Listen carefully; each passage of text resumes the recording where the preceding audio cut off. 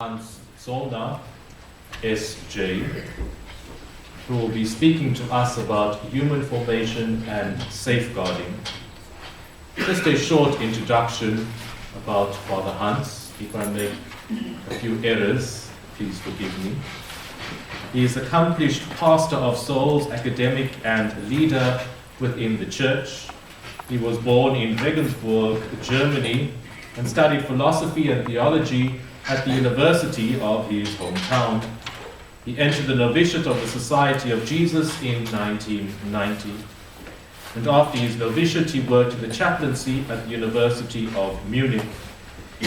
In 1994, he undertook studies in psychology at the Pontifical Gregorian University. And on completion of these studies in 1997, he worked as a chaplain and completed his tertianship in Germany and India, respectively. And after which he pursued and completed a doctorate in psychology at the University of Innsbruck, Germany in 2003. He then returned to his alma mater, Pontifical Gregorian University, in 2004 and has remained there, undertaking several positions, including lecturer, professor of psychology, Dean of the Department of Psychology, Vice Rector, member of the editorial board of the Gregorianum, among other honorary professorships at other universities. Father Hans stands before us today as, I believe, one of the leading experts in the area of sexual abuse in the church. I say this as he has been working intensively in this area since about 2010, when he was a member of the scientific working group on the Round Table on Child Abuse of the federal government of Germany. From 2012 to 2014, he was the chair of the organizing committee of the Symposium Towards Healing and Renewal on Sexual Abuse of Minors. And since March 2014, he has been a member of the Pontifical Commission for the Protection of Minors, and in 2015 was made president of the Center for Child Protection of the Institute of Psychology of the Pontifical Gregorian University, and this is his main work at the moment. In 2017, he was asked to chair the steering committee of the Congress for Child Dignity in the Digital World. He is also a consultor to the Congregation for the Clergy. In 2018, he became the coordinator of the working group on the formation and education of the Pontifical Commission for the Protection of Minors. And in 2019, he was the coordinator of the organizing committee for the meeting of presidents of bishops' conferences and superior generals on child protection. Father Hans, we welcome you to St. Joseph's Theological Institute, and from this long list of accomplishments, we are sure that you will present a substantial input this morning and lead us quite well on this morning, in this morning of reflection. And so we leave it over to you, and shall we welcome him with a round of applause. Good morning. Good morning. Thank you for the welcome. Thank you for the sports.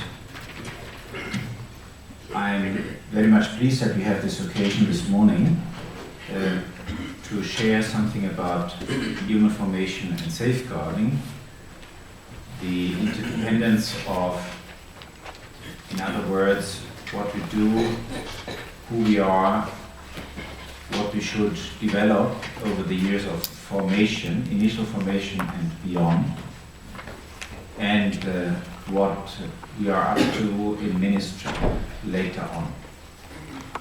I'm aware that we are here representing different spiritualities, different stages of formation, different vocations, and I would just hope that we can draw together from this morning's time and sharing something fruitful for our personal journeys, spiritually, humanly, and in our ministries. Now, I think I would like to start with one basic message to you before I go into the presentation proper. And this message is, take the time seriously. Take the opportunity that you have in formation. These years are very precious. They won't return. They won't come back. You have this time, this period, these years only. Prepare yourself well enough for the ministry that will be entrusted to you. What you don't do now, you either can't do later, or it will be much more difficult. So, you are, besides the Lord, of course, and besides your superiors, you are the ones who are responsible for the formation process.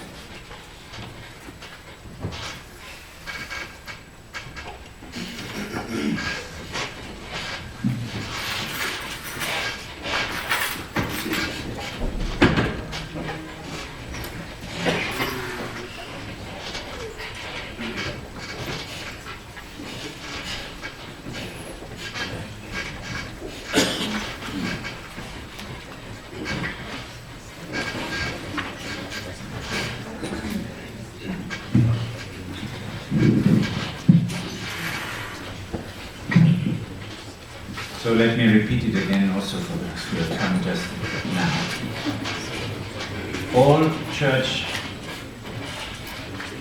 All church documents underline, when they speak about formation, that it is those in formation who are the most responsible for their formation. You cannot just delegate that responsibility. You personally, for yourselves, are the ones who are responsible for what is the outcome of your formation. Whether it comes to studies, how much you study, how diligently you do that, how much you engage with what is presented to you in terms of all areas of formation, the academic one, the pastoral one, the spiritual one, and the human one, and how much you are honest to yourselves, honest to your formators, honest to your spiritual directors. This is your turn. Now for this morning, I will present, we said for about, from now on, 45 minutes or so, maybe a bit longer, then there will be a break. And then you will have occasion to work in groups with some questions that I will propose to you. And then you come back and we can have some interaction until noon at the latest. What my goals are for this morning is that you become aware more of where you are, that you take this moment, as you do probably in many other occasions over the years of formation, that you are becoming aware of where you are in terms of academia, with regard to your human side, yourself, and in spiritual terms. And that you discover a bit more, perhaps,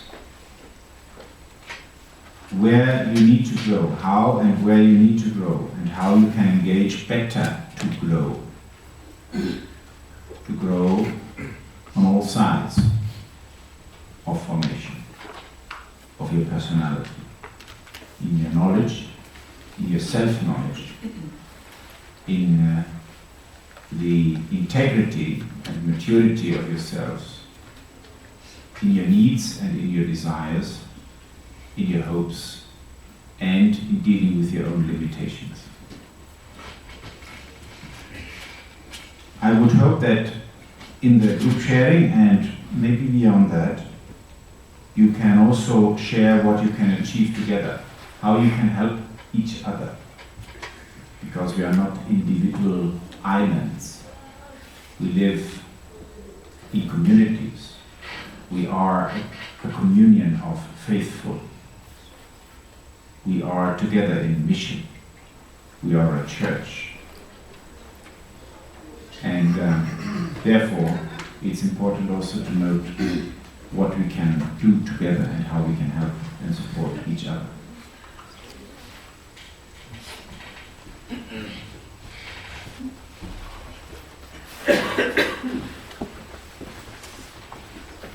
Some more female presence here.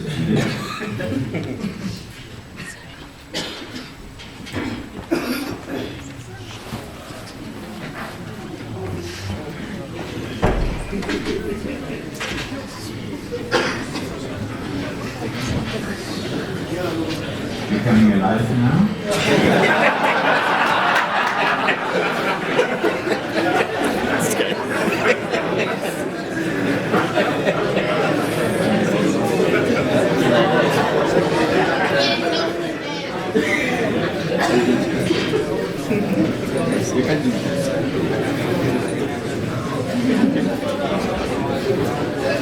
So,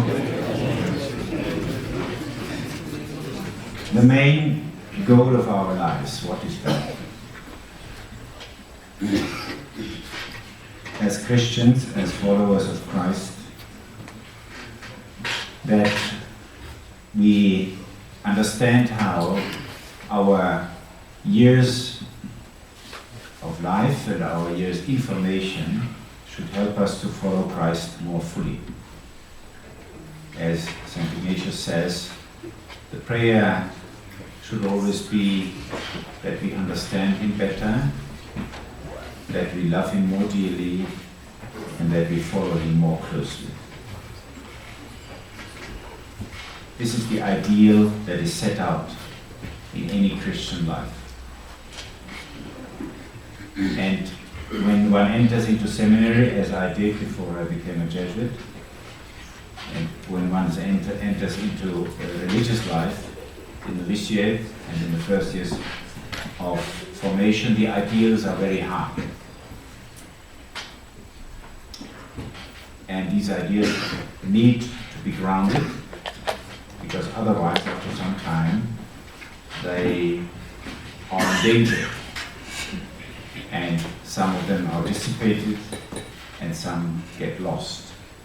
So they need to be really rooted, grounded in who we are. Nobody is perfect, and nobody expects you to be perfect. The living saints are very few in this world.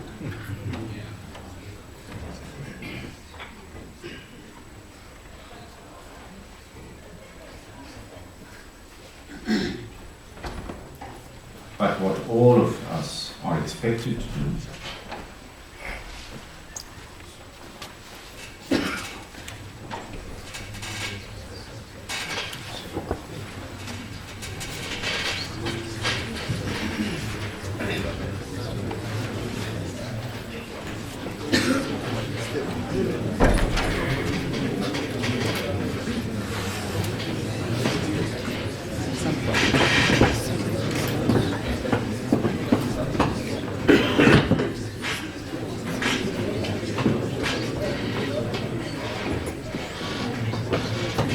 This is a very happy moment, isn't it? As normally people run away from conferences, here they come in now. So, I said, nobody is expected to be perfect. And it is some kind of illusion and delusion to think that our lives will be lived out in perfect serenity. That is not the promise of the gospel, is it? What we are expected to do is to strive as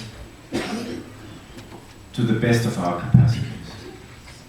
Nothing more and nothing less. So that is up to you. You are those who can steer that process. You can invest. You can do your best. or you can't, or you won't, or you don't wish to. It's up to you. So our topic more specifically is formation and safeguarding. And as Father Swartz said, I'm mainly engaged nowadays with the question of child protection and safeguarding of vulnerables within the church and beyond. So this is the background of what I'm going to talk to you. And therefore I would like to share a little story that has to do with our topic. In October 2015, the Pontifical Commission for the Protection of Minors, headed by Cardinal O'Malley, who is in the middle here, he is the Archbishop of Boston, had the occasion to meet with the Holy Father. And in that occasion, I was asked by a lady from Canada to hand over to the Holy Father a painting of hers. And this lady from Canada has been raped by her own father and by the parish priest when she was a child.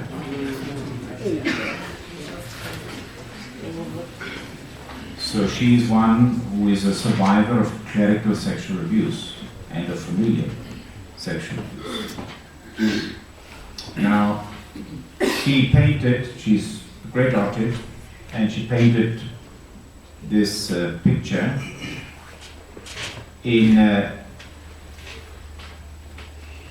the spirit of handing it over to the Holy Father, delivering the message that the Church should take care and should empathize and should suffer together with the suffering, those who have survived sexual abuse and other kinds of violence. Now, you see that the painting shows a crucified Christ. He is crucified to the tree of life. This tree has leaves that are green, and you see a bird flying away, signs of hope. What you can't see easily is that the face of Christ shows that his eyes are closed and tears are running down. So he's crying with those who have been wounded grievously. From the Pope's face, you see how he reacts when he is in touch and is touched by the human condition, by the suffering of people, by the misery. His heart goes out. He's present to the suffering. He's present to the cross. He represents what people inside and outside the church expect the pastors to be, us to be, religious priests. We should be with them in their suffering. This is what they expect. That our heart goes out, that we don't close ourselves in our institutions and in our roles, but we are open, transparent. We let ourselves be touched, and that we are pastors of the souls, especially those who need more attention, more closeness, more love.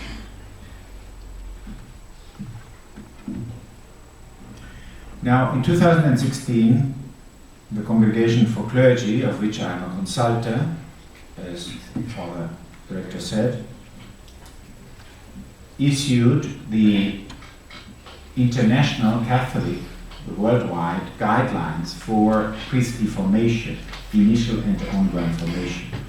This document is called Ratio Fundamentalis. The title is The Gift of Vocation, and it was published on 8th of December 2016. And it spells out and it repeats to a great deal what St. John Paul II in Pastores Dabo Vobis had already said. The lines are more or less the same. There's one addition, one major addition, I would say, and that refers to the area of safeguarding.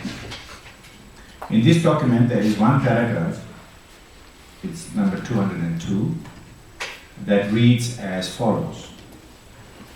The greatest attention must be given to the theme of the protection of minors and vulnerable adults, being vigilant that those who seek admission to a seminary or a house of formation, or who are already petitioning to receive holy orders, have not been involved in any way with any crime or problematic behavior in this area. So the first paragraph of that article says to the formators, of course, but also to those who are in formation, you are expected to be vigilant so that nobody who has abused anybody before or during formation is promoted to holy orders.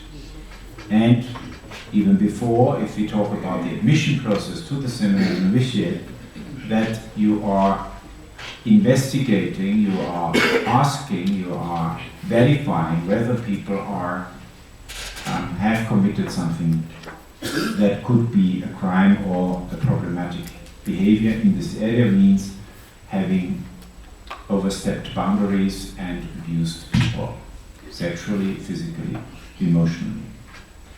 First paragraph. Nobody should be ordained and nobody should be entering into a seminary who has problems in this area. Second paragraph. Formators must ensure that those who have had painful experience in this area receive special and suitable accompaniment. The second paragraph refers to people who have been abused and enter into seminary or ask for admission to the novitiate or petition the holy orders.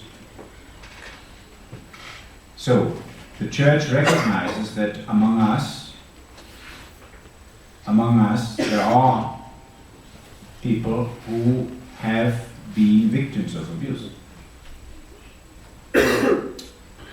They may know it or they may not, because that kind of abuse, especially sexual abuse, has very often consequences and results in being so much painful that people repress the memory of this. These are very powerful psychological processes which you are not aware of. So there may be some distant hunches of images, but no concrete memory of this has happened to me.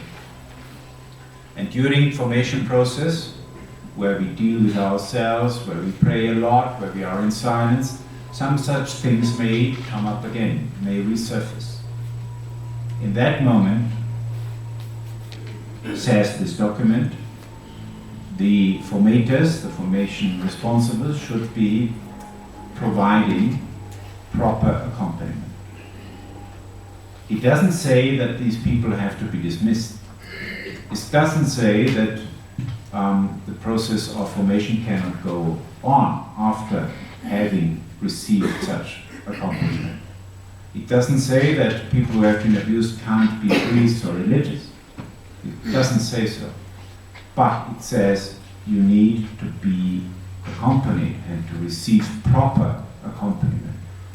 This is the task of the formators, to find out what that is, how long that would take, and how the process can then be evaluated, assessed, to see what are the next steps. Finally, third paragraph, specific lessons, seminars, or courses on the protection of minors are to be included in the programs of initial and ongoing formation. Adequate information must be provided in an appropriate fashion, which also gives attention to areas of dealing with possible exploitation and violence, such as, for example, the trafficking of minors, child labor, and the sexual abuse of minors or vulnerable others. Now, this is what we do now, specific lessons. But it shouldn't be confined to one lesson every 3 years or so. Specific lessons, seminars, or courses are to be included. So this is not open to discussion. It should be.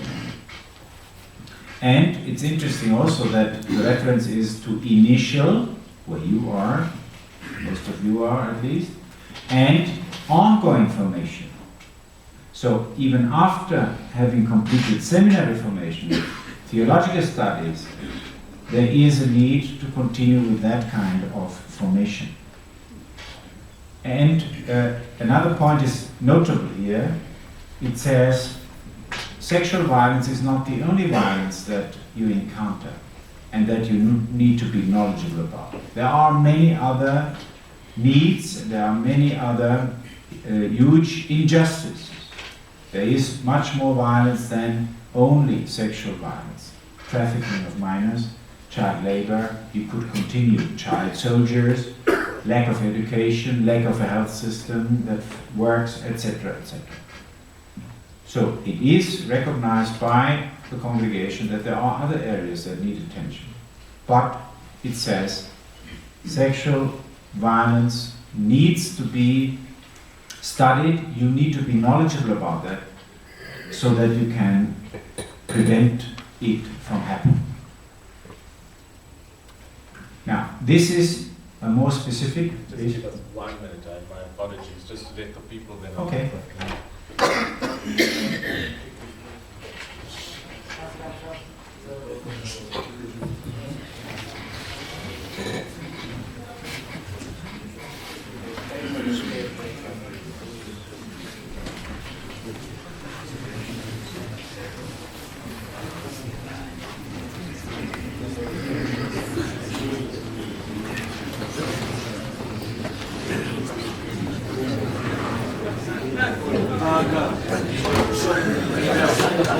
Who's Spanish?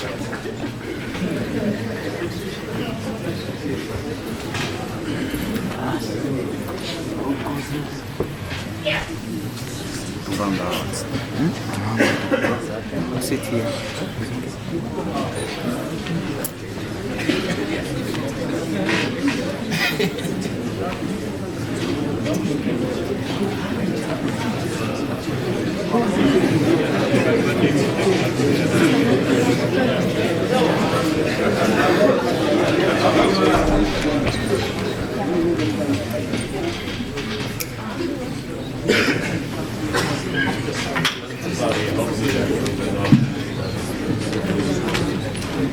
My apologies.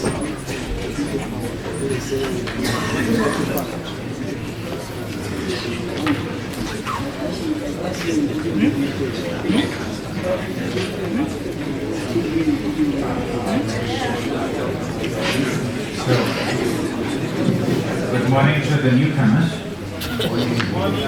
Anyway, you can, as this is recorded for the YouTube channel, so you can then watch all my precious words that you have missed by now. So,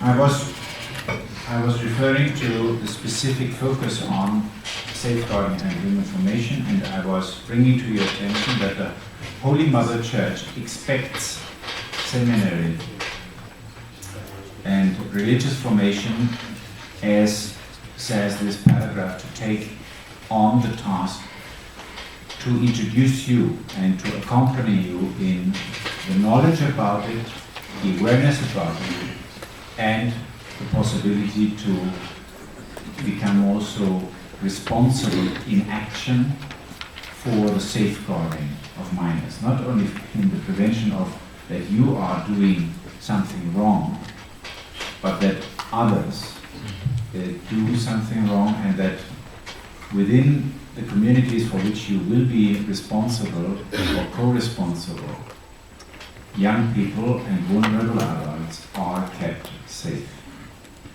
This is part of your responsibility to form yourself, to let yourself be informed, and to live it out later on.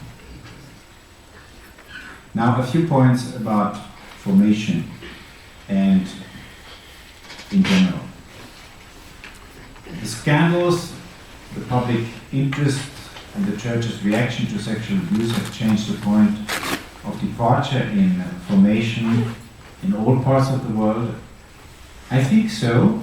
Of course, I can't prove that, but anyway, each and everyone who nowadays starts a seminary formation or a religious formation needs to be aware that people are looking very closely at us, more than previously. Because nowadays it is known that in all parts of the world, priests and religious have committed crimes when they were abusing sexually, physically, emotionally young people. So this is something that is growing, this awareness is growing, and there's a certain suspicion, a general suspicion that it will be growing. And in some parts it's really very difficult to go around wearing this one, because one is already somehow accused of being a potential child molester. Yeah, you may laugh, but this is not easy for people in some countries in this world where this is reality. Sexual abuse and safeguarding need to be addressed throughout the whole formation without becoming the center of attention in formation. It's not the only question, of course, but it needs to be integrated in all kinds of disciplines and in all kinds of retreats, in all kinds of activities in seminary formation, in the pastoral, in the spiritual, in the academic field. It shouldn't be isolated. It shouldn't be the awkward last chapter of the book that you have to address all the time. It should be something that comes naturally to us.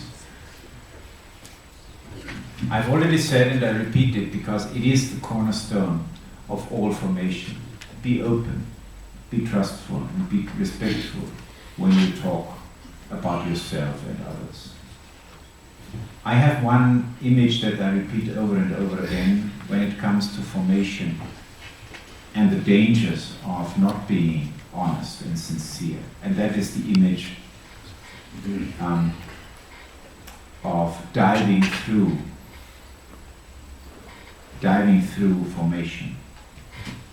Some people, when they enter novitiate or seminary, they go underwater. And they become submarines.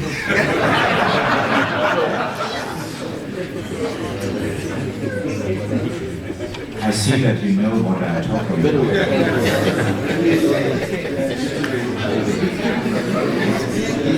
They become submarines and they go underwater and dive through formation until the moment of profession arrives or ordination arrives, when the hands of the bishops are approaching, and you know that once the hands are on your head, you can get out of the water because you are safe now. You won't be dismissed anymore. You won't be kicked out. You won't be reproached. So better don't talk, these people think. I'm sure you are not of that kind, but some people may think, don't talk about your problems. Be quiet. Don't create trouble, because otherwise the waters will create waves, and then superiors and formators pay attention to you. No, just dive through quietly and deal with your own issues without addressing them. I repeat, if you don't address them now, either you won't address them ever, or it will be much more difficult. And I can assure you what you don't address now properly will resurface after ordination and after profession, and more forcefully so. So take the opportunity and try to be as honest as you can to yourselves and to your spiritual directors and to your family.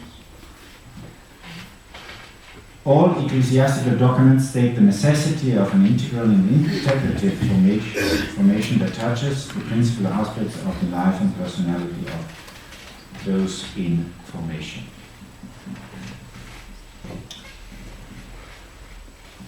So, we are human beings with a head, with a heart, with a stomach, with emotions, with needs, with desires, with sexuality, with a body, with the longing for God. And what is formation all about is that this longing for God and this desire to serve His people can be lived out more fully, more sincerely, and without division, without hidden areas, without the pretense to show a face that does not correspond to reality. So major challenges in formation today, a few, may apply to some of you or to many of you. I can't say because we meet for the first time today, but this is pretty much the situation worldwide. How do I come to perceive myself? How do I grow into a stable self? Who am I? What do I want to do? What doesn't help all this development is our modern world of communication, of mobility, and of a certain availability of all kinds of diverse ideas about life, about good life, about values. We don't live in enclosed environments anymore. We live in the global village that is presented to us in and through the internet, and you can find all kinds of opinions, pro and con, every single aspect of life. And we read that, we are exposed to that. So the question is, where am I? And where do I find a way of a certain stability within myself so that I can say I rely on myself? The other question is, how can I come to a wholeness within myself where I don't compartmentalize myself? From Sunday morning to Friday afternoon, I am the faithful priest. And from Friday night to Saturday night, I go off and have my private life.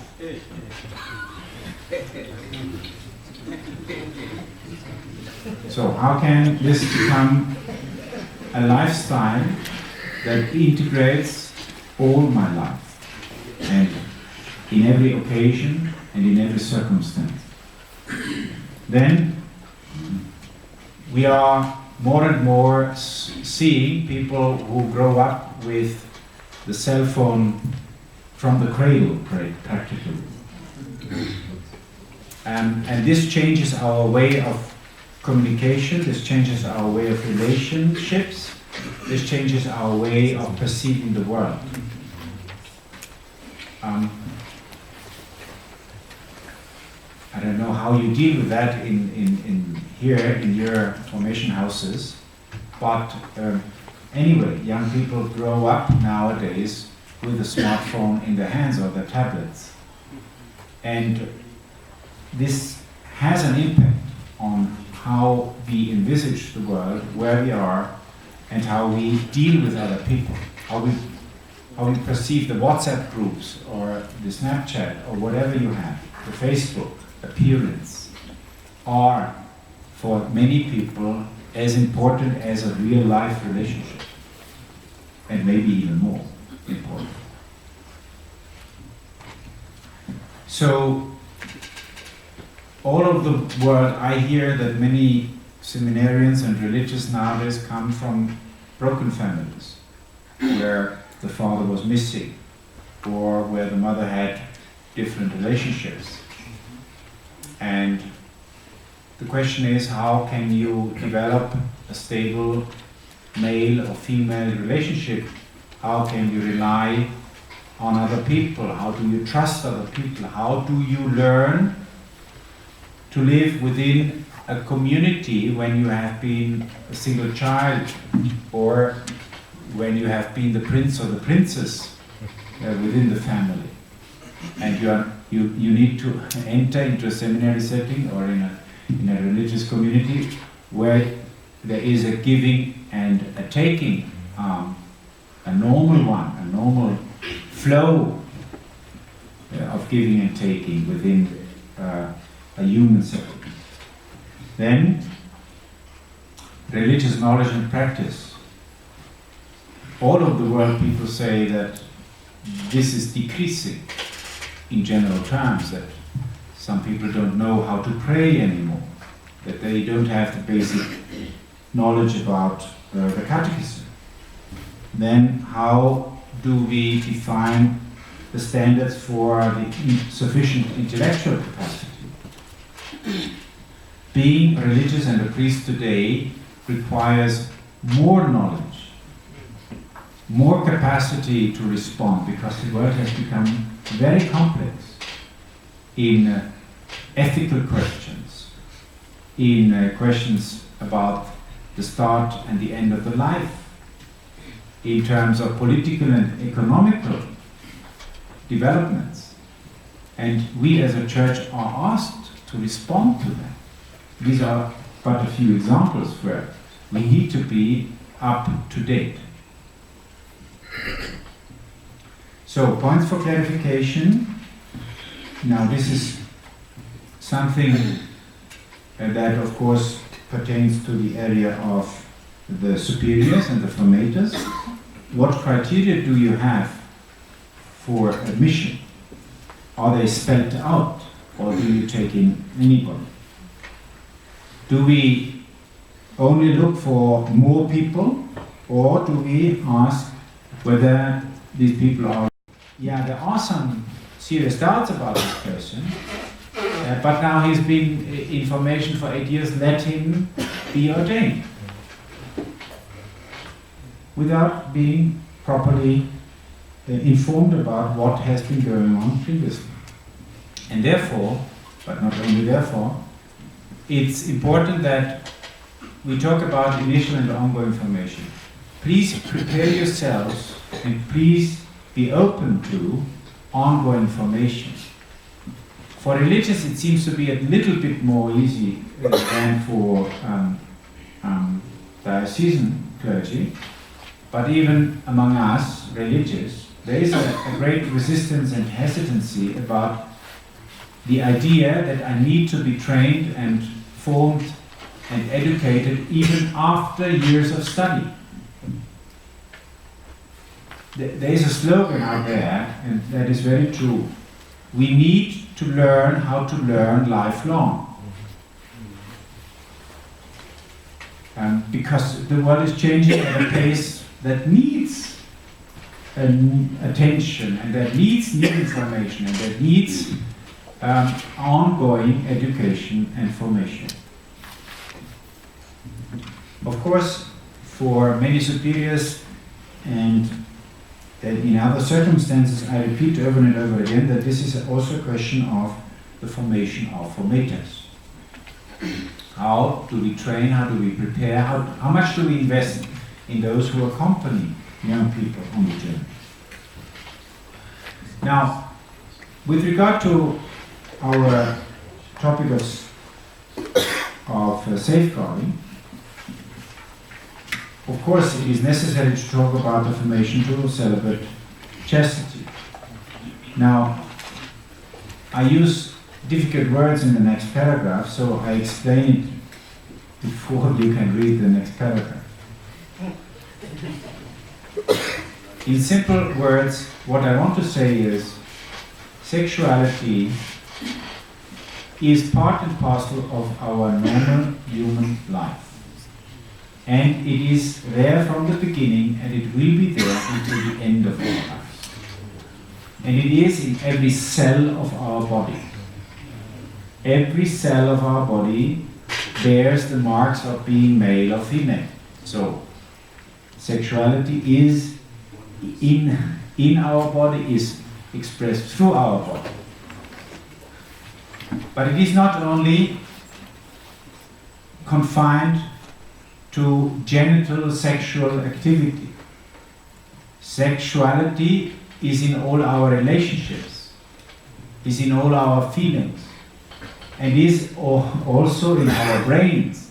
Men and women function differently in the brains. We perceive reality differently, we relate differently to other people when we are men or women. We have different sensitivities and ways of expressing ourselves. So sexuality is not confined only to sexual images, to sexual activity. It is all over the place. And therefore, we need to be aware that sexuality expresses who I am, and how I am, who I am, is also seen through the way I live out my sexuality. Sexuality cannot be crossed out, cannot be cancelled from our lives. If you think, more or less consciously, that after ordination you won't have problems in dealing with your sexuality, forget about it.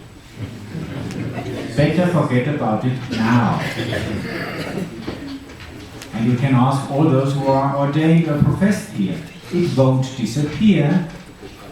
And even if you try to dive through, like a submarine, and think sexuality will disappear when once the magical hands of the bishop will be on my head, forget about it. It won't disappear. So this is, in other words, in more scientific words, the same what I've tried to say now.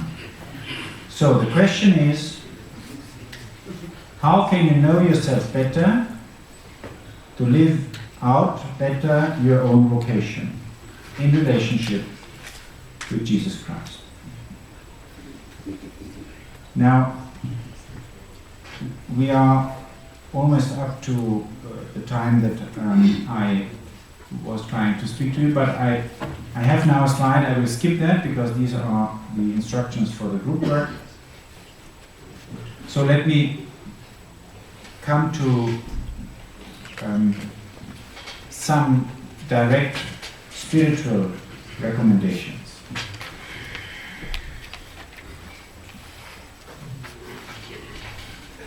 Don't be a submarine.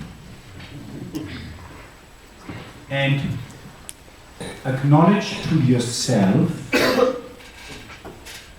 acknowledge to other people, especially your spiritual director, especially to your superiors, that there are areas, if there are, and nobody has no such areas, where you feel uncomfortable, where you need some help, where you hope to get some instruction, support, accompaniment.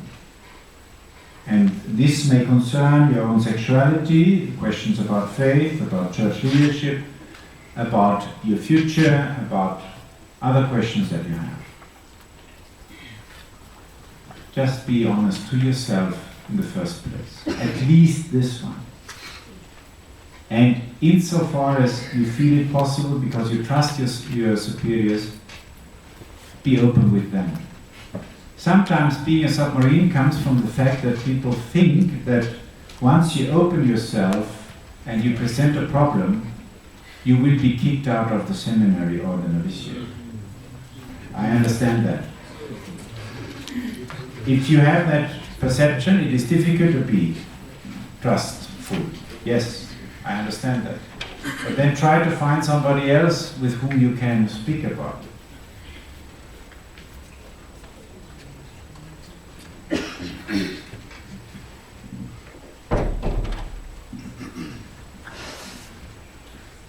So, again, be honest. Because as much as you are honest to yourself, you are honest to God and you are honest to other people. And as much as you are honest to all these three, you will be more effective and more fruitful in your ministry. If we come to the question of safeguarding and the consideration that in all probability in this room now there are people who have been abused. Yeah, this is nothing to laugh about.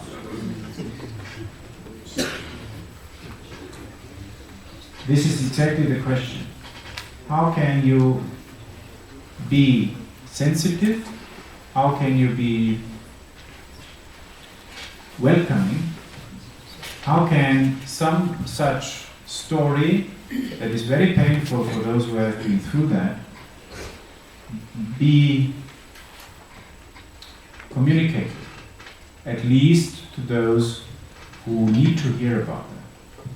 And how can people be helped by the community?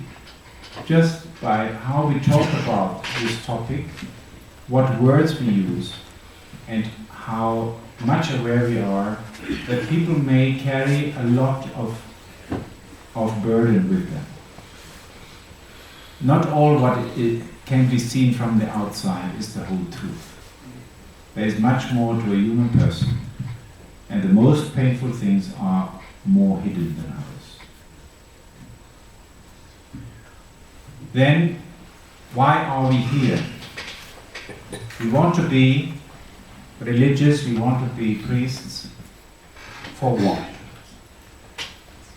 For living out a prestigious role, for having a relatively comfortable lifestyle, for filling in the gaps in our institutions, for just keeping up the reputation of our institutes, of our works, or do we want to be with those who are really the poor, the vulnerable, those who need more assistance? Do we identify with the Samaritan, or do we identify with the Pharisees who protect themselves and try to promote a very close vision of who God is and what they are supposed to be in their religious life? I said that in many parts of the world nowadays, Catholic priesthood and religious have come under fire because people perceive, not only with regard to sexuality, but also with regard to finance, the prestige that people have, the comfortableness with which they live, the credibility and the authenticity of the priesthood and of religious life is under question. And there is only one way to live that out and to re-establish trust and confidence. And that is when it comes to doing what we are saying, to living out what we are proclaiming, and not behave differently to what we preach every Sunday. Credibility has been built up over the last 2,000 years in our church because people lived out, at least tried to live out to the best of their capacities, what they promised to do. And on that trust, we are here because all of us, I believe, saw good examples, saw people and were attracted to the priesthood and to religious life because we realized that this is a good life in the sense of people grow in humanity, grow in love, are at service, and service is better than being served. But unfortunately, in many instances nowadays, we realize that over the last decades, as always, there have been people who took advantage of the role, of the prestige, of the authority, of the power, of the money, of the occasions that this priesthood and this religious life offer, more than the people who live in the townships or in other underprivileged areas. So where are we? And what do we really want to achieve in our lives? Are we really there where Christ is? So I want to go back, because our time is up now, to my proposal for your group work. Take a few minutes, and possibly we do this here now in silence, to become aware what your main needs and requests are for your human and spiritual development. This is my first, let me say, and most important point to you, that you become aware where you are and what are your needs and your requirements. Your needs for yourself and your requirements for the formation you receive or you want to receive. Then, after this, you go into groups for 20 minutes or so. I mean, after the break, of course. And you share what your thoughts are, and you come up in each group with one or two questions about which then we can talk later on. But I would also recommend you that besides what you say in the groups, you take 1 or 2 points for yourselves, respectively. And you make it a point that you work on this over the next 6 months. You take something concrete from this morning. I don't want you to go home and say that was more or less a nice talk and that was it. You need to continue working, and this you need to learn, and you start today by taking 1 or 2 points from whatever you get from this day, from what I've said, from what you share, from what we will discuss later on. But you take 1 or 2 points home, to your heart. And you work on that for 6 months, and you have the paper on your desk. Okay, that is what I wanted to say this morning, and now I believe there will be a break.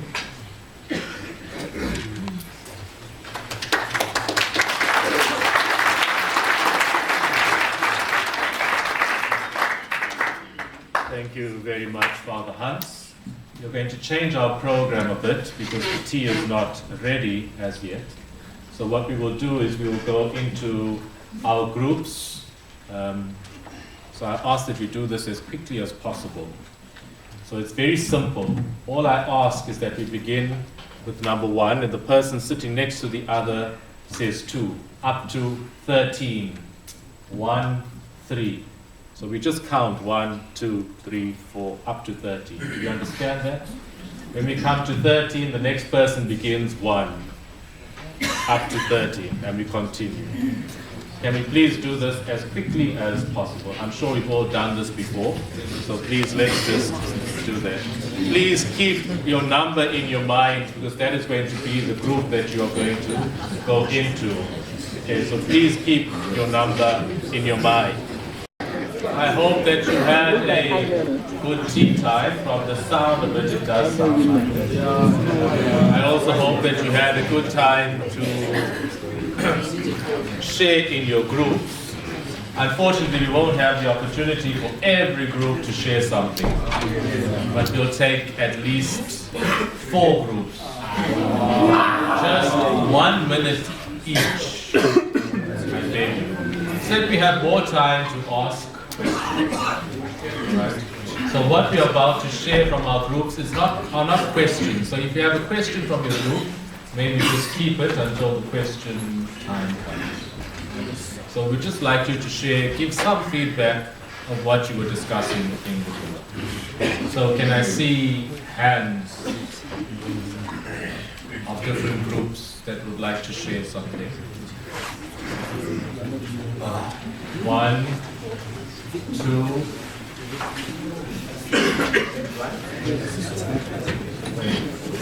three, one more. Remember your numbers again. 4. Okay, thank you. So we'll just go 1, 2, 3, 4. Please stand up and speak loudly and clearly, articulate so that everybody can hear what you are saying. Just say which group you were in and say your piece and then sit down. Don't know if you'd like to respond after each one or whenever you feel. Okay, let us go. Please, 1.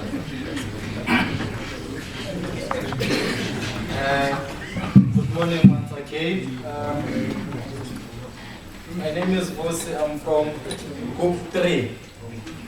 So we had discussed our thoughts for the human and spiritual development. So we break it into 2.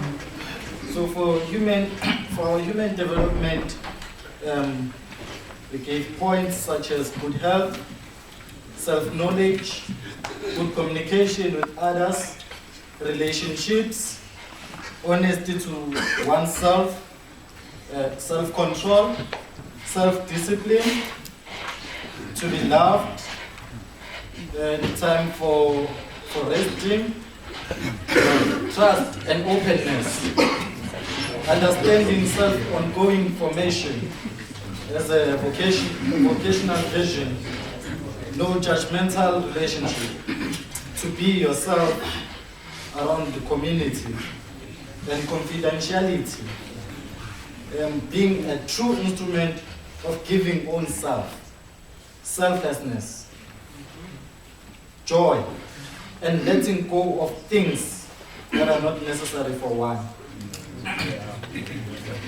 And then for spiritual development, one needs time and space. A retreat, a personal relationship with God, a consistency in prayer, a variety of spiritual exercises, the ability to relate to the gospel,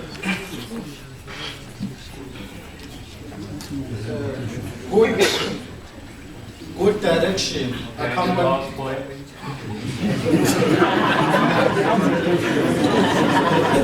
The last point is healing from past wounds, which is forgiveness.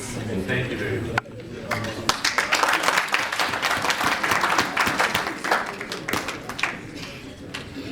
The next person, please. From Group 5.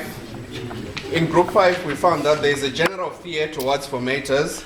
Our fears are real. That is expressing our issues honestly.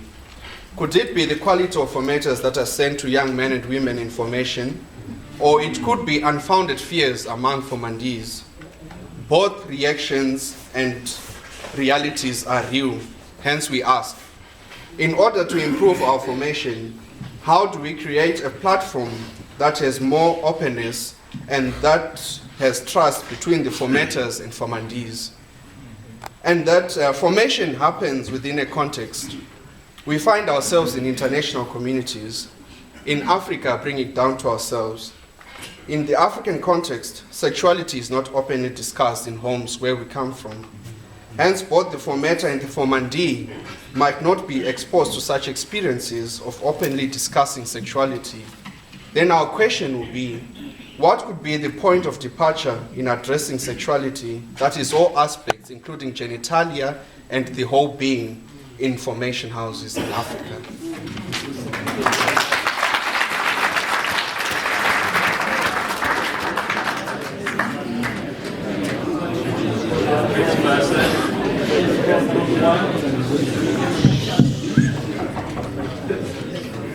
Okay, so an issue was raised of whether our formation is equipped or not enough to deal with persons that have been sexually abused. Another 2 points was with regard to spirituality. Each of us have a spirituality from our cultural context, and we go through different formation houses, and we have to keep adapting. This can cause a lot of confusion in one's spirituality, which again goes down the line of where does the sense of unchastity come from? Does this come from a pastoral field, or is this an individual thing that has been picked up along the way? Because there seems to be a sense of there isn't really chastity in the church.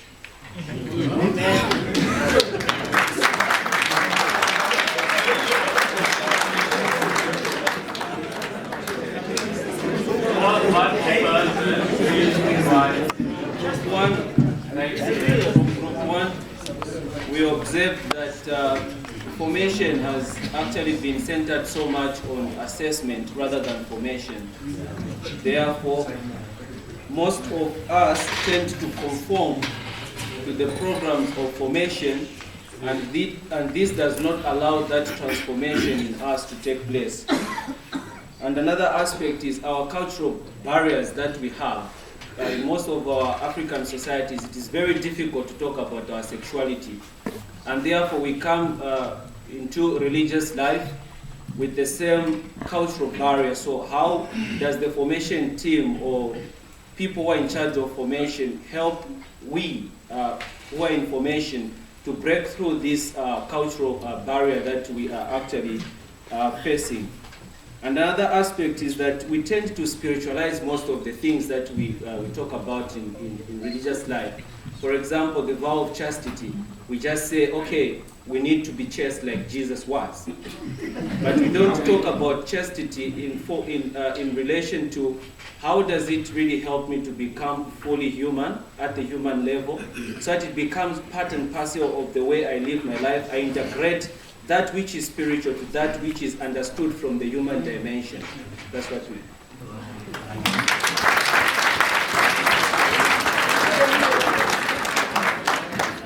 Another group that is burning within them, as if they are walking with Jesus to their mouth. Their hearts are burning, having heard others say now is yes. Kirketa Group 11. So looking at all the scandals and having presented about these scandals and safeguarding and so forth.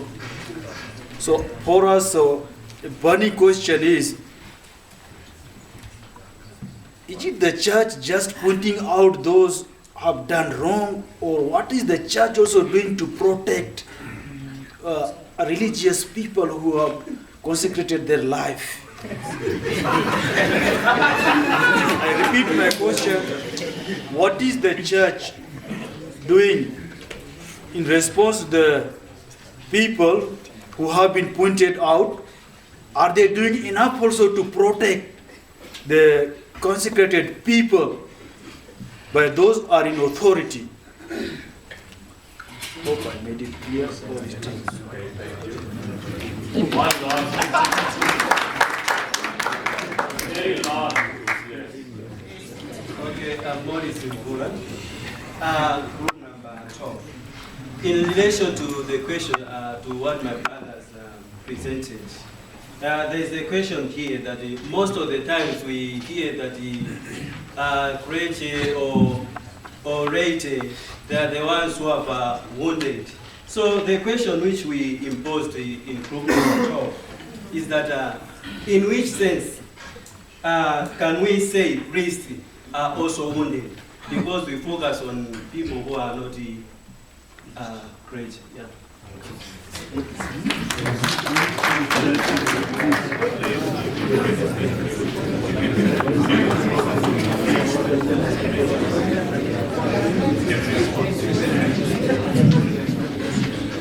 So, thank you. I think we have a good number of very interesting and very valuable contributions, especially when it comes to the question how you can be helped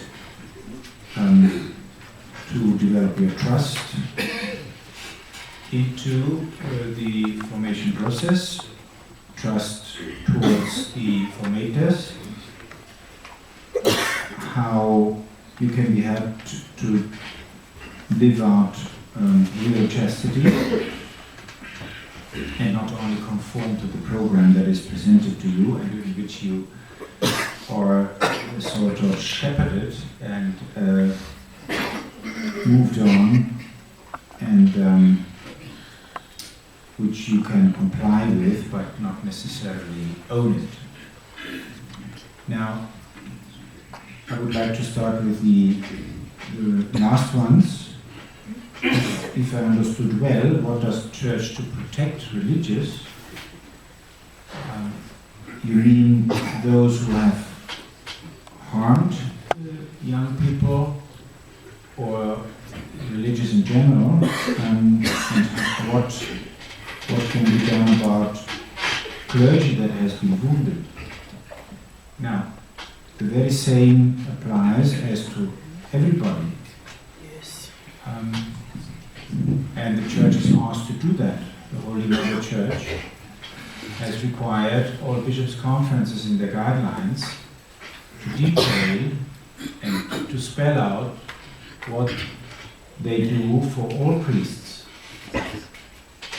and for all religious, for those who have been accused, those who have been convicted of a crime, and those who have not. And one other area is that should be addressed in every guideline, and in the guideline of this Bishops' Conference it has been done, I think to some extent at least, that this issue needs to be brought to the attention of all those information.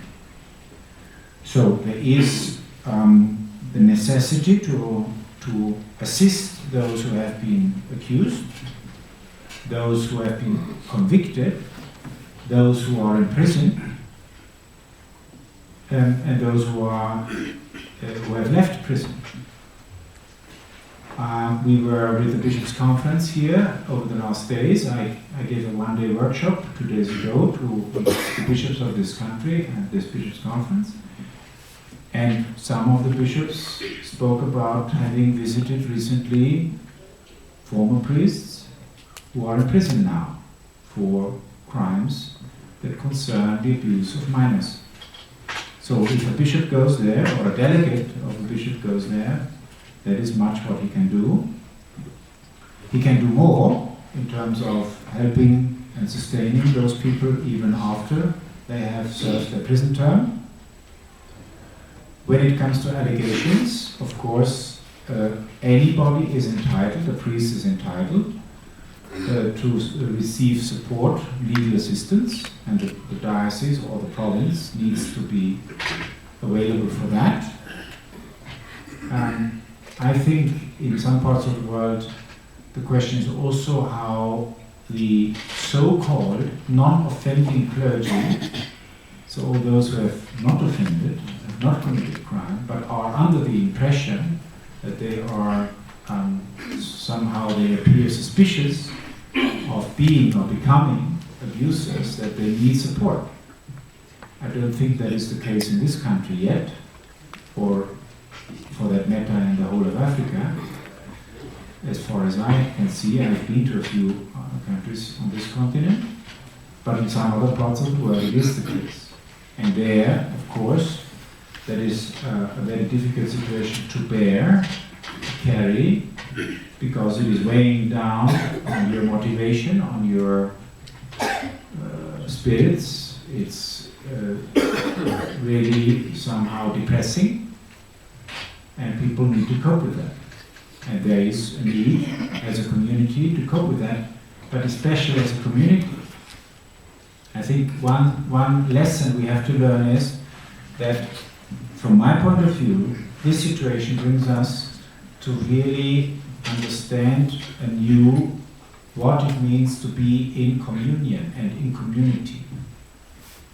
And one of the reasons why a good number of priests seemingly didn't break their vows of chastity and celibacy was because they grew lonely, because they felt alone, because there was no bishop and no vicar for clergy or whatever you call it, around.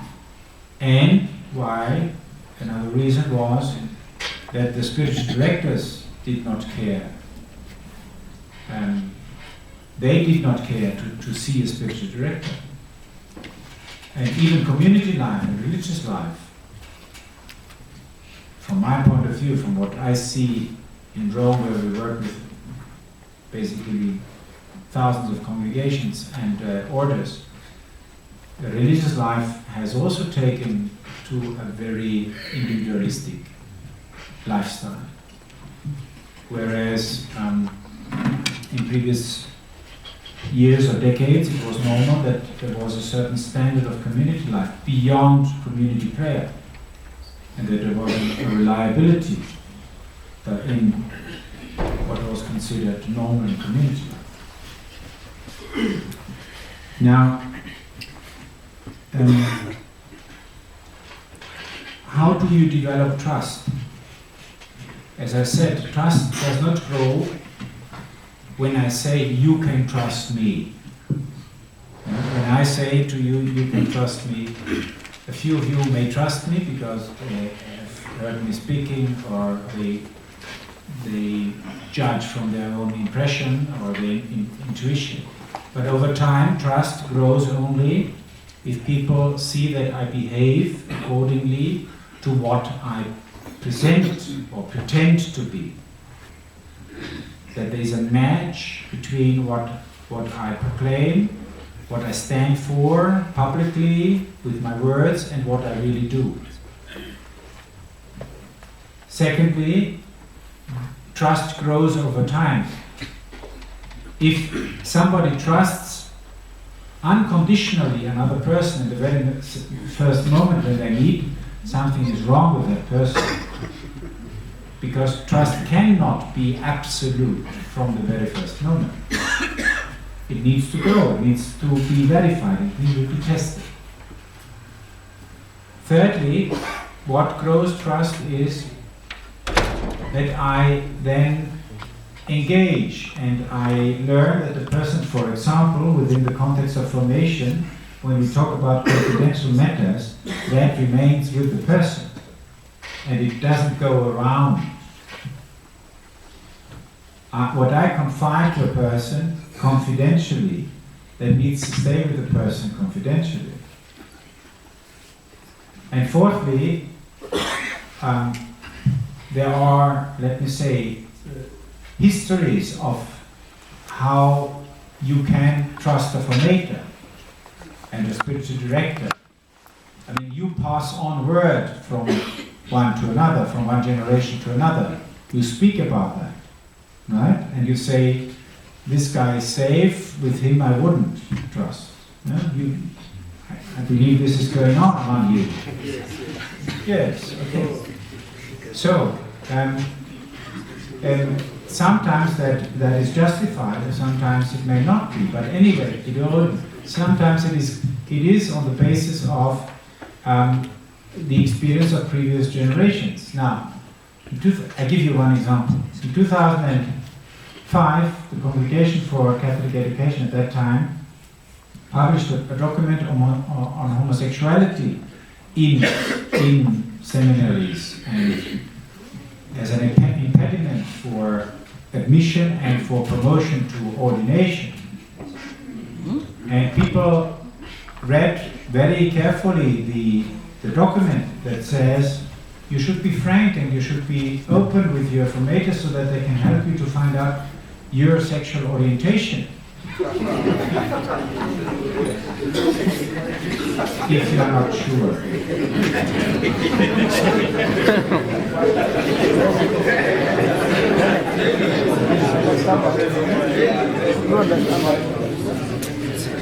Now, what happened in one case was the seminarian went to the rector and he said, for the rector, I feel attracted sometimes, not maybe sexually, but I feel close and I want to be good friends with this person and with that person, and I feel that there is something in my feelings, in my desires that could be seen as some homoerotic or homosexual tendency.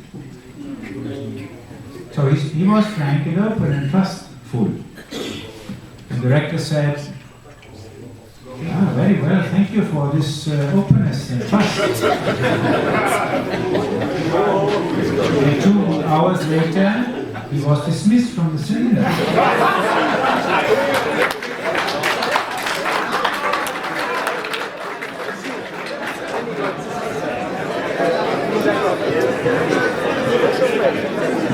Now, if this is happening, of course, nobody else will go to correct it anymore. So the problem is how much you can test, and you can test your truthfulness and your trust with your formators. I understand that in many parts of the world still, and certainly in many parts of Africa, becoming a religious and becoming a priest conveys much privilege, as in India still that is also the case in some parts of it.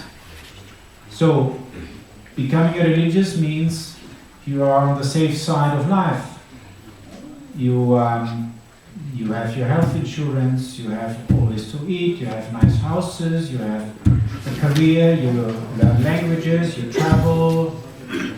This is taken for granted, isn't it? So who wants to lose that position? Who wants to lose that privilege? Who wants to risk that being dismissed?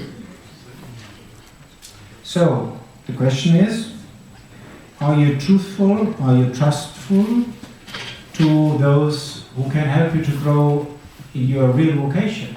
Be it a religious, be it a priest, or be it a layperson. And are you willing to pay the cost for it? Or are you trying to live a double life? Which certainly doesn't help neither yourself in the long run, nor your vocation, nor the people to whom you are sent, nor your congregation. I understand that this is difficult in some countries, cultures, and I come now to the questions about the African context, about which obviously I can't say anything to you. Specifically, what I can say to you is that generally, sexuality is not something that people lightly and lightly speak about. Even in cultures like you could say in some parts of Europe or in some parts of Northern America, there are many words about sexuality, but that doesn't mean that people speak meaningfully about sexuality. That may be quite superficial. That may be, like in Latin America, many people use sexualized language very easily, but that doesn't mean that they talk about the inner feelings and the inner desires and sexuality as it is lived out. No. Sexuality is one of the at least two major forces of human life, alongside with aggression. And sexuality is not something easy to integrate. For nobody who pretends so lies. And I dare say that the whole development over the last years with all this, what has come out of the gender discussion and all that what has come out, the discussion about different sexual orientations and so forth, you see that in Facebook, I think you can choose now from 49 different sexual orientations. Or 53 now, I don't know what.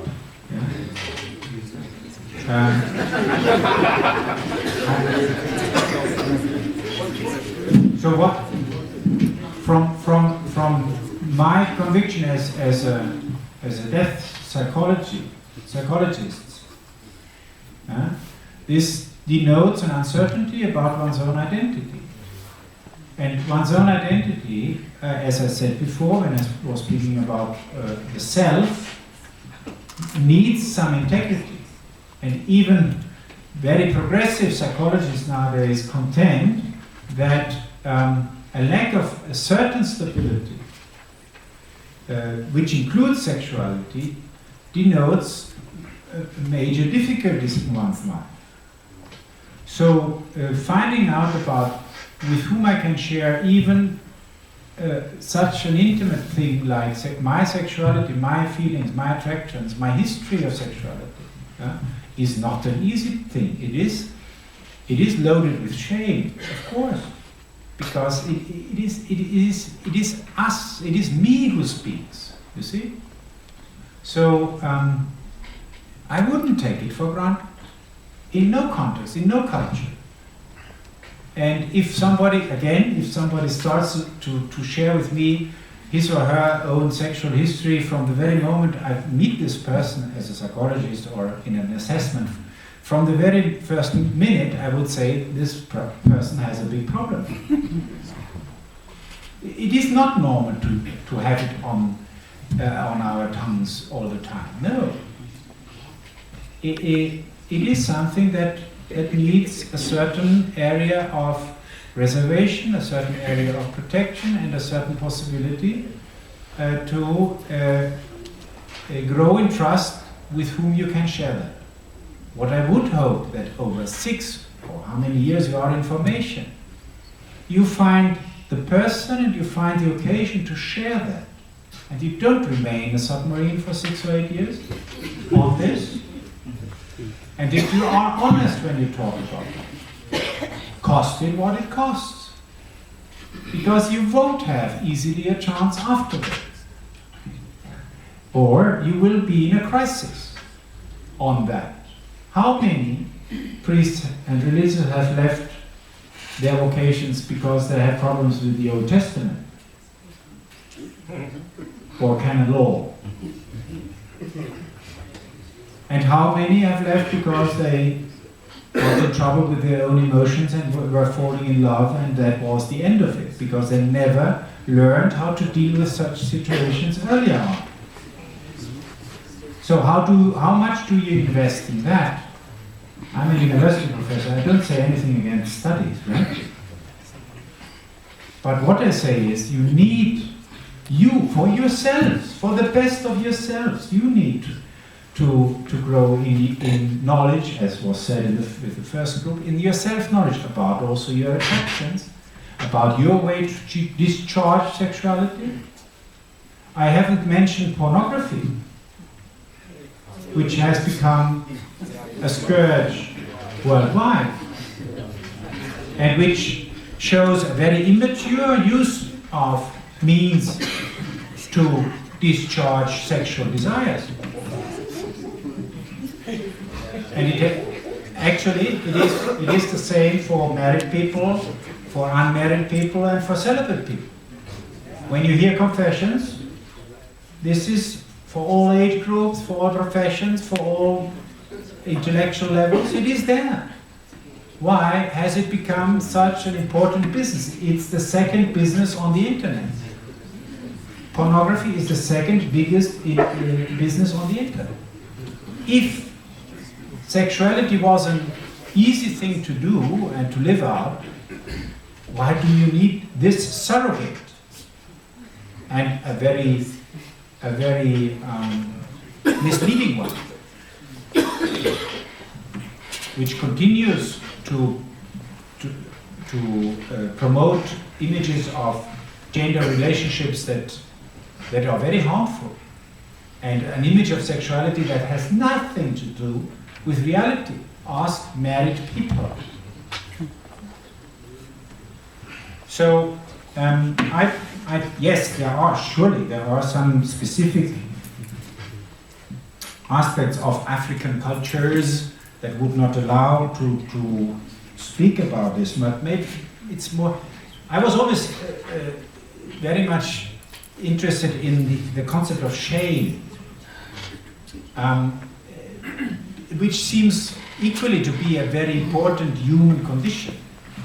In Asia, losing the face means you can commit suicide, yeah, because you have lost your reputation and whatever. But it is, shame is all around human beings, and talking about sexuality in a certain meaningful way can only be done if we are aware of the dimension of shame. If you are shameless, you can talk about sexuality all day long, and in very vulgar terms. So shame is also something valuable. So I wouldn't say it's only negative, that there is not so much talk about this. What is needed is you develop your language to talk trustfully and confidentially to somebody with whom you can share what needs to be shared. That only you can judge and do. Thank you.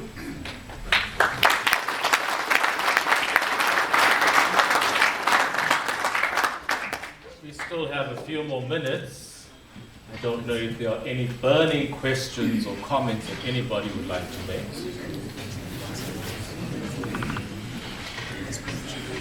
Just pick up your hands. I will begin to. Okay, so I'm going to give you assigned numbers. Please remember your number, right? We're just going that order. Very quickly. 1, 2, 3, 4, 5. And the last one will be up at the top, number 6. Please, very short, very brief. I don't think you're going to take all at once. Okay. Just continue. Please. Okay, thank you very Speak much. loudly. Stand up maybe so that you can. Thank you very much. I will not ask a question, I will just make a point of clarification.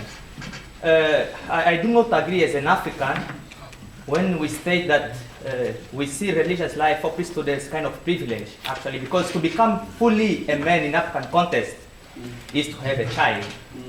So maybe I see it, maybe Father, you are reading from outside, you know. In the African context, really some of us make a kind of sacrifice in order to join religious life. Now, what we have to do in terms of sexuality, as one of the brothers asked, I can't keep criticizing my culture because they don't allow me to speak about sexuality. In this cycle of intellectuals, we have to be able to learn and to be open among ourselves. Because as a theologian or as a philosopher here, each one of us have to create that trust, first in ourselves and then also towards our formate and so on. So does it make sense to say that my culture doesn't allow me to speak about sexuality? I don't really agree with this statement. Thank you. Number 2. I have a personal experience in the sense that when we talk about fear, I think the greatest fear we have is to look at our reality and own our reality. Because we become ashamed of ourselves. We're afraid that people won't love us and won't accept us. And I think the biggest thing that we can do is really to look at who we are and how we are, because that's where we meet God in our reality, what our weaknesses are. And it has implications in terms of my future as a priest or whatever. And you own that and accept it and go forward. Because God has a plan for you, and these weaknesses are where you need it.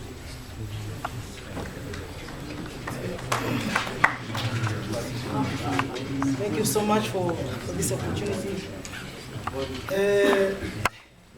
I have many personal questions, but I decided to give voice to my own group, number 7. So I'm just going to pose the 2 questions that we have come up with during the group. Yes, then it will be Father Kinunda's questions, like one with the baby.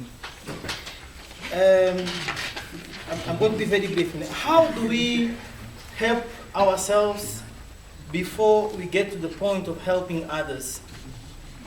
And the second... That was your one question. Thank you. No, the baby. My question was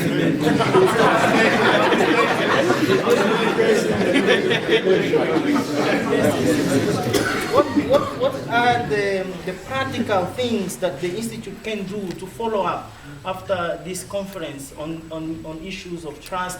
Because some of us, probably we don't have that environment in our communities to openly speak about sexuality. What can we, as the STJTI Institute, do to help those of us who are broken and wounded?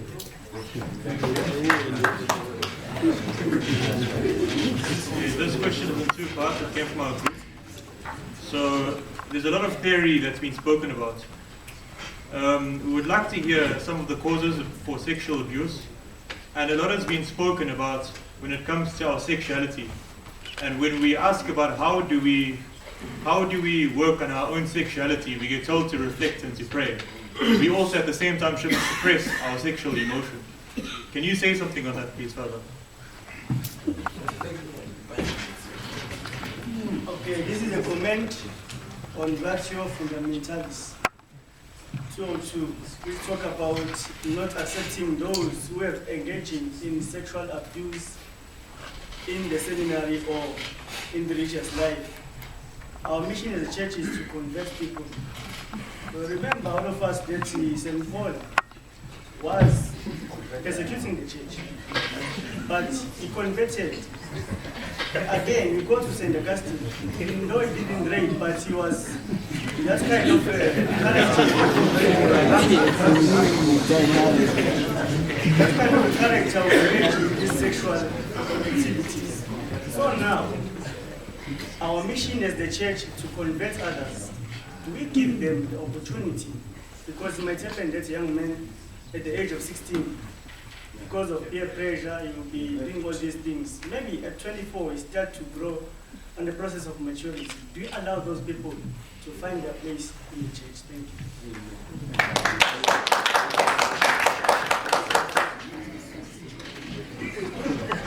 The question is coming from today we are sitting here talking about formation, scandals, and safeguarding, which means this was not the case before. We are trying to look into the future and do something about it. And this is more concerned, we are concerned about our own like religious. In our group, we're looking into as how are we preparing or being ready to face the fast changing world. And what we're looking at was now things are coming up, technology, and we see robots everywhere. What happens if eventually parishioners demand that they need a robot priest? How are we going to face all those things? Because we also need to look at the aspect of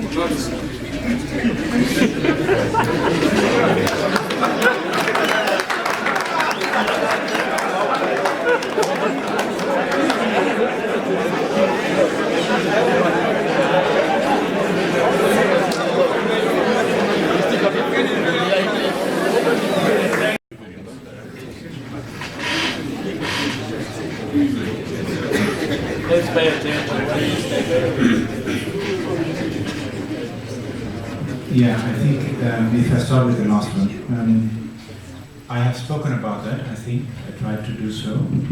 The conditions, the criteria for trust are, as I said, that you over time learn that the person is trustworthy and that the person doesn't speak about it in other places inappropriately, that you get the feeling that the person understands what you say, that he or she does not run away when you talk about difficult issues, that he doesn't start to get angry or impatient, or somehow you perceive that he or she doesn't really take it in.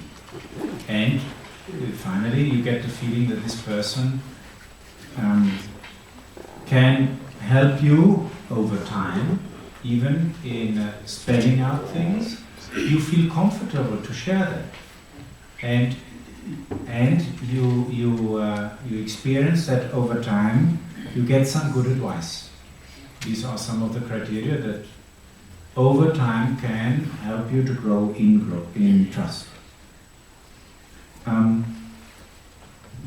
When we talk about sexuality and living it out, it always means that you have to see what I tried to say before, that this is not only about genital sexuality.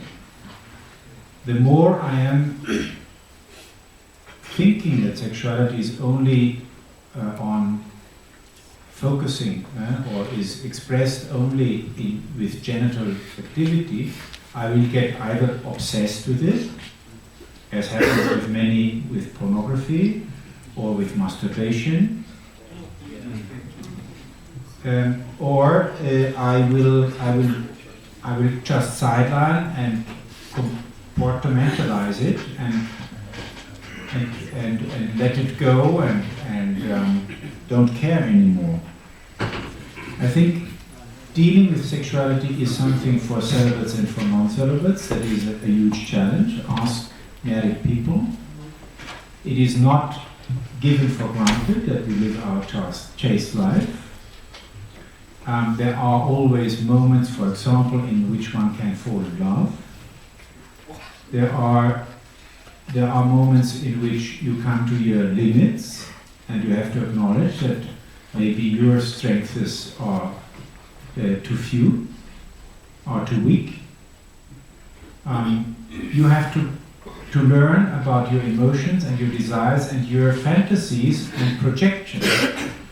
I believe one of the difficulties of our formation settings are that we live mainly in one-sex environments, and that the normal interaction with the opposite sex is not given.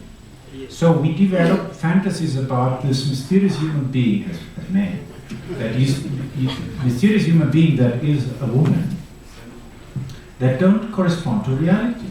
And we fantasize about genital sexual activity in a way that is not true to really living out relationships. So it is about emotions, it's about knowing my desires, it's about where I come from, how I learned that relationships are mature and mutual. And there are many things that need to be seen within the context of every life's journey. Some people are very much in touch with their emotions, many of us not. How do I express it? What do I look for in relationships with other people? What do I expect? What personality type am I? Am I somebody who feels always entitled that others adore me, serve me? Or am I so subdued that I never live up to my capacities? There are lots of things that need to be said and need to be done. In terms of the modern world and its expectation and developments, actually, before I came here, a few days ago, I saw news about, I think it was fake news, but anyway, then somebody was talking about the Eucharistometer. So where you would have a dispensation of the hosts through a machine, which of course is nonsense.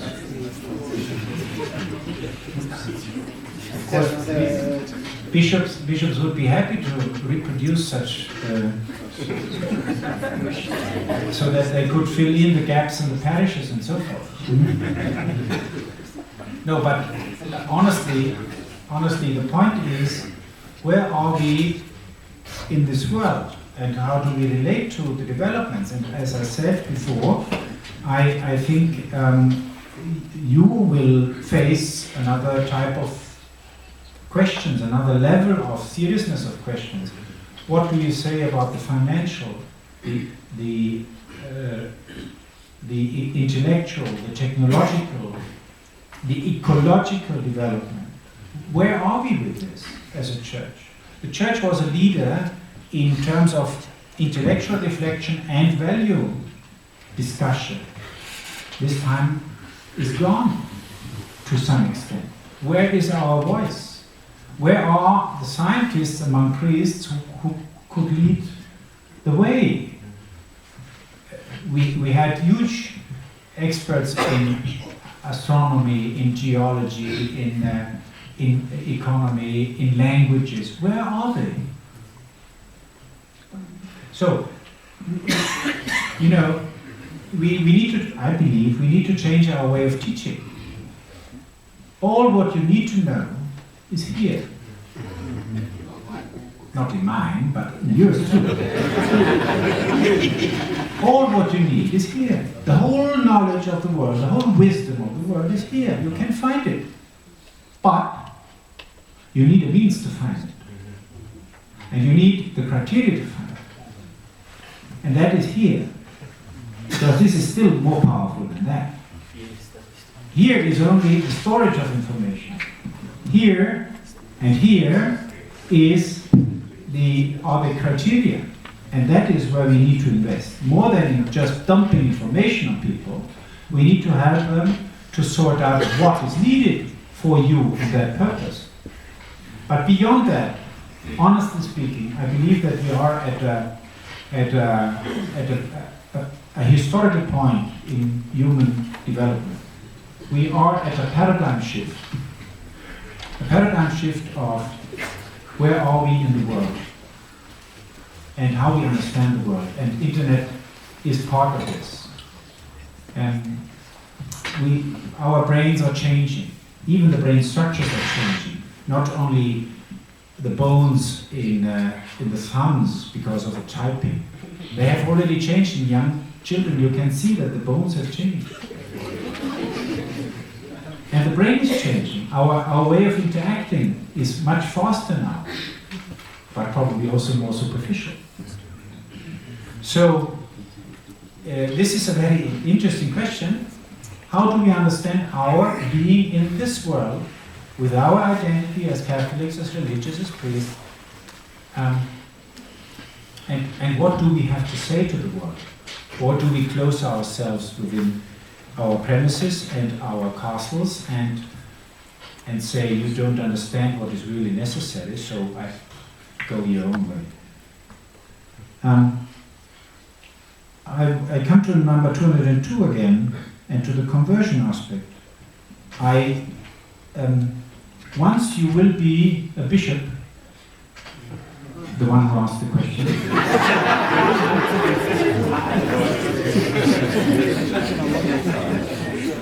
Once you will be a bishop, I will come back to you.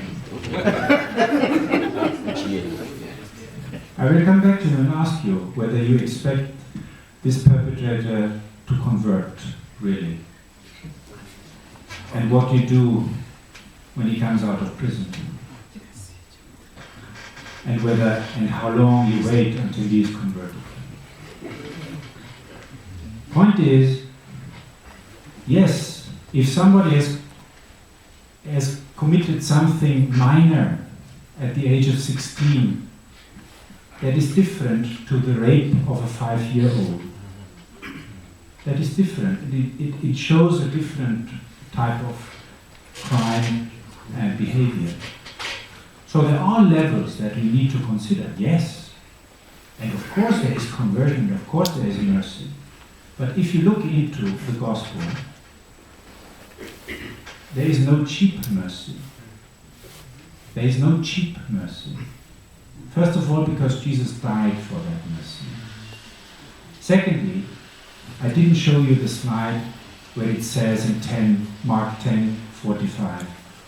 What does it say? One who has done harm to a little one, what should happen to them? A stone around his neck and thrown into the sea.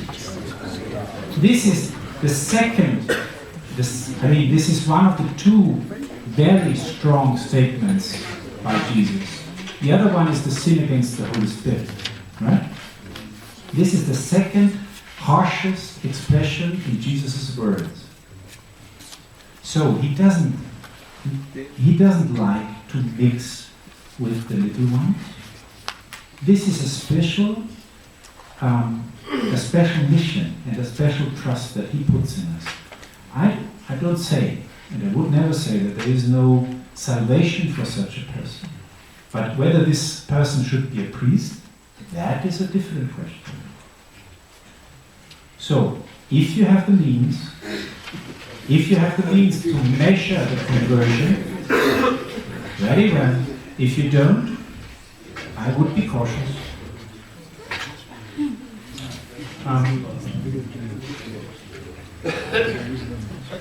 Yeah, we are beyond our time. I think these questions are very pertinent and very interesting, and I think that the other point that you made is of great importance. Where do you find such a space where you can share those concerns? And my impression after this time with you here is now there are concerns and there are questions, and they need some forum. So I really do hope that from this very fortunate occasion that we had, something comes forth, and be it also an idea of how you can address this, not only in your communities, if it's not easy to address them there, but also in a larger context and in a maybe inter-congregational context as it is here. I appreciate very much the frankness of the discussion and the questions, and I do hope that you discover more and more about yourselves and about your vocations, and that the God of our lives and the God of our ministry may bless you always. Thank you.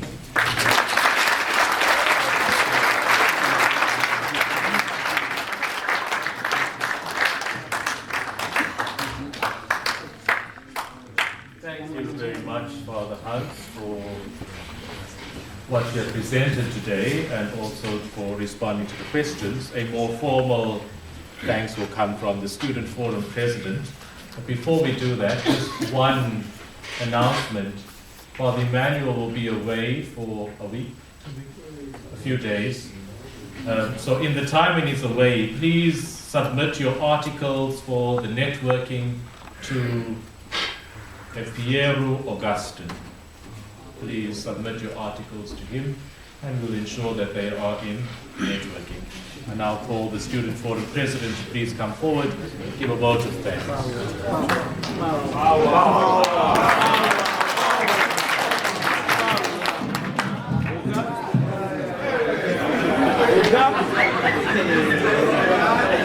To you all.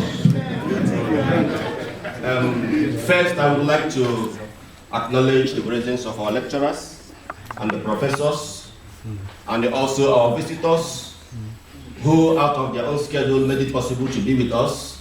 We are all welcome to the solution ground of academics and spiritual problems. Feel free always to be with us when we are called for this kind of a program. And in a special way, I would like to thank we the students for really coming out in mass to grace this occasion.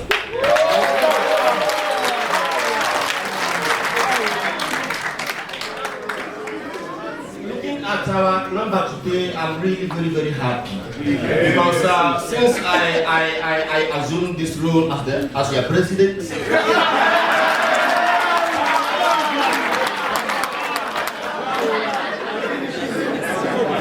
I have never seen this such number before. So and then in a special way, I would like to throw my weight behind our president for all those who have made it possible to organize this program, especially our sister Tracy.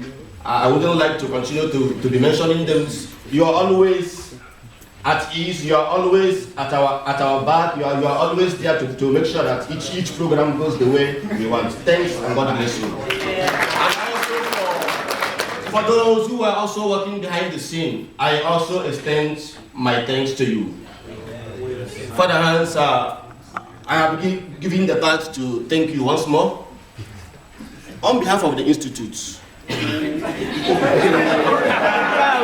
are really grateful for you taking out your own time out of your own busy schedule to really honor our invitation.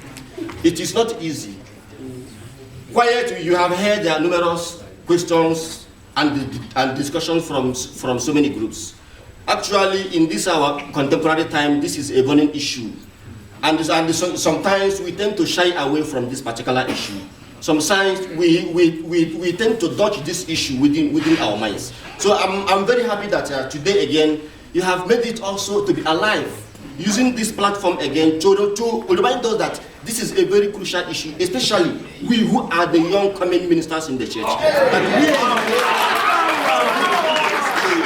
and also not only being participants, but we go home and look into how we can be able to put it into practice. Thanks also for helping us to be our life also. So I would like to hand in this token of appreciation to you. We don't know what is inside, but when you reach home, whatever you see, accept.